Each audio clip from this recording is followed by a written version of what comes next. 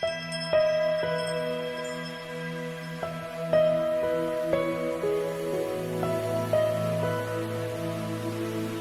நாளிலே கூட கர்த்தர் நமக்கு தருகிற ஒரு வார்த்தை, இதோ திறந்த வாசலை உனக்கு முன்பாக வைத்திருக்கிறேன்.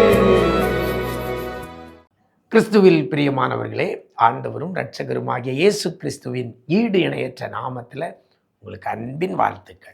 நல்லா இருக்கிறீங்களா? எல்லாரும் ஆண்டவர் கிருபையில நல்லா இருப்பீங்கன்னு கர்த்தருக்குள் நம்புகிறேன். நிஜம் தொலைக்காட்சியின் இந்த விசேஷித்த வார்த்தை நிகழ்ச்சி மூலமாக உங்களை சந்திப்பதில் ரொம்ப மகிழ்ச்சி அடைகிறேன். ஒவ்வொரு நாளும் இந்த வார்த்தை உங்களுக்கு பிரயோஜனமாக இருக்கிறதை நினைத்து மனதார ஆண்டவரை நான் துதிக்கிறேன்.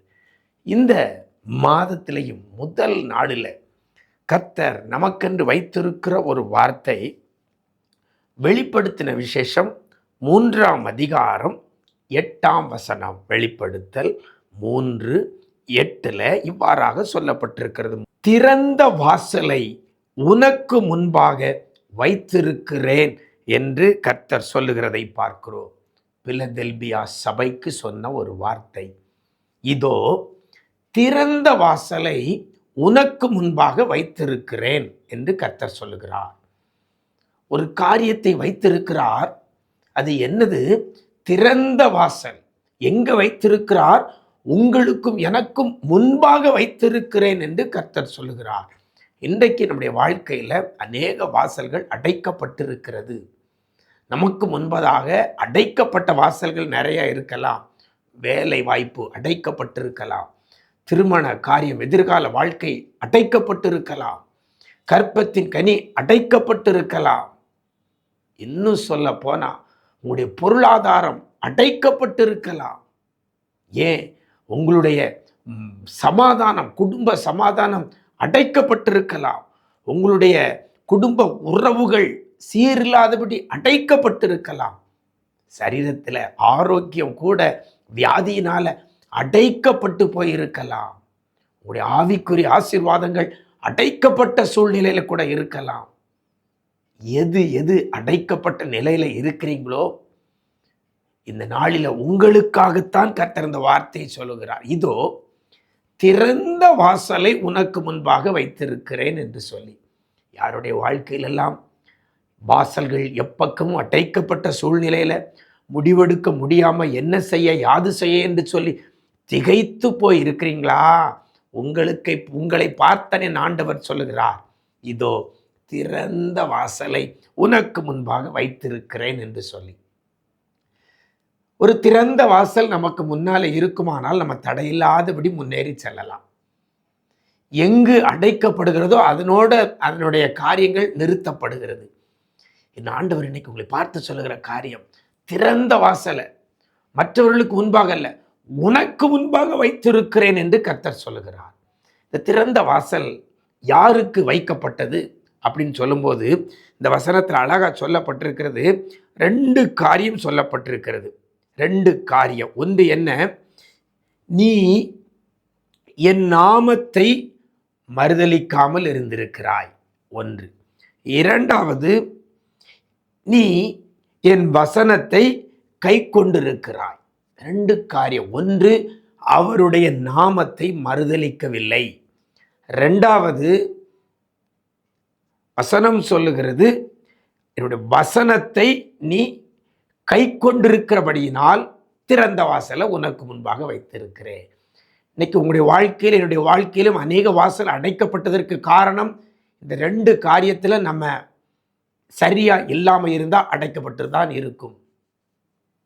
உன் கிரியைகளை நான் அறிந்திருக்கிறேன் என்று சொல்லி அந்த கிரியைகளில் 2 கிரியை ஹைலைட் பண்ணி காட்டுறார். 1, நீ என் நாமத்தை மறுதலிக்கலை. இன்னொன்று, என் வசனத்தை நீ கை கொண்டிருக்கிறாய். இன்னைக்கு இந்த வார்த்தை உங்களுக்கு நேராக வருகிறது. நீங்கள் ஆண்டவருடைய நாமத்தை மறுதலிக்காமல் இருந்திருக்கிறீங்களா? ஆண்டவருடைய வசனத்தை கை கொண்டிருக்கிறீங்களா? ஒரு சில நேரத்தில் ஆண்டவருடைய வசனத்தை கை கொண்டு பல நேரத்தில் ஆண்டவருடைய வசனத்தை கை கொள்ளாமல் இருப்போமேயானால் நம்முடைய வாழ்க்கையில் நமக்கு முன்பதாக திறந்த வாசலை பார்க்க முடியாது. இன்னைக்கு அநேகர் சொல்றது, எல்லாம் முயற்சி பண்ணி பார்த்துட்டா எல்லாம் அடைபட்டு தான் இருக்குது. ஆனால் இன்னைக்கு இந்த வேத வசனம் உங்களுக்கு கற்றுத்தருகிற காரியம், உங்களுக்கு கர்த்தர் திறந்த வாசலை உங்கள் காரியங்களில், உங்களுடைய செயல்பாடில், உங்களுடைய பிரயாணத்தில், உங்களுடைய முயற்சியில் கர்த்தர் திறந்த வாசலை வைக்க வேண்டுமானால் 2 காரியத்தில் இன்னைக்கு உங்களை மாற்றிக்கொள்ளணும். ஆண்டவருடைய நாமத்தை மறுதலிக்கிற மாதிரி நம்ம நடக்கக்கூடாது. ஆண்டவருடைய நாமம் மறுதலிக்கப்படுகிற, அதாவது ஆண்டவருடைய நாமம் தூசிக்கப்படுகிற அளவுக்கு நம்முடைய காரியங்கள் இருக்கக்கூடாது. பலனே இல்லை. வசனத்துல கொஞ்சம் பலன் இருந்தோம், முக்காவாசி பலன் போயிட்டு, அதிகப்படியான பலன் போயிட்டு, ஆனால் கொஞ்சம் பலன் தான் இருக்குது. அந்த சூழ்நிலையிலையும் ஆண்டவருடைய நாமத்தை மறுதலிக்காமல் இருக்கிறீங்களா? சாத்ராக், மேஷாக், ஆபேத்நேகோவுக்கு முன்பதாக எல்லா காரியமும் அடைக்கப்பட்டு விட்டது. அந்த தேசத்திலே இந்த 3 பேர் மாத்திரம் தன்னந்தனியாக நிற்கிறாங்க. வேறு வழியே கிடையாது, வேற ஆப்ஷன் கிடையாது.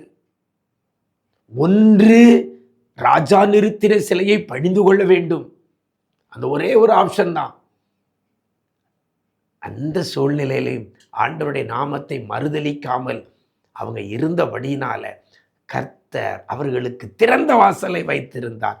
தீச்சூளை விட்டு வெளியே வரும்பொழுது அவங்கள முன்னிருந்த அந்த வேலையில கொண்டு வைக்கல, அவங்கள முன்னிருந்த அந்த நிலையில கொண்டு வைக்கல, அவங்கள உயர்ந்த இடத்துக்கு போய் அந்த வேலையில தான் ராஜா கொண்டு வச்சார். திறந்த வாசல். கொஞ்சம் பலன் தான் இருந்தாலும் அப்படி நாமத்தை மறுதலிக்கிற மாதிரி நம்ம நடக்கக்கூடாது. 2வது, அப்படி வசனத்தை நம்ம கை கொள்ள வேண்டும். வசனத்தை கை கொள்ள வேண்டும். வசனத்தை கை கொள்றதுனா என்ன? வசனத்தின்படி நடப்பதற்கு நம்மை அர்ப்பணிக்கிறது.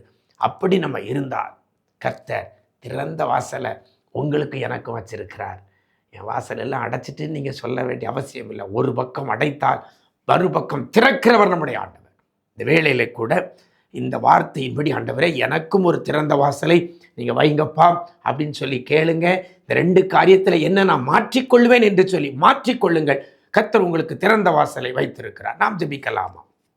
நேசிக்கிற நல்ல பிதாவே, ஆசீர்வதிக்கப்பட்ட நல்ல மாதத்தின் முதல் நாளுக்காய் உடைய சமூகத்தில் வருகிறோம்.